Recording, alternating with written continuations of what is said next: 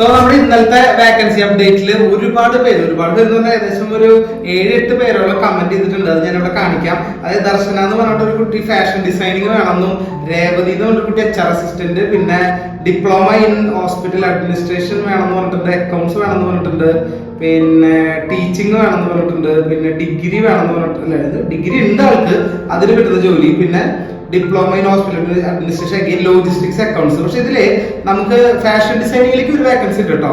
അതാണ് നമ്മുടെ ദർശന. പിന്നെ നമുക്ക് ലോജിസ്റ്റിക്സിന്റെ വേക്കൻസി ഇപ്പൊ അവൈലബിൾ അല്ല.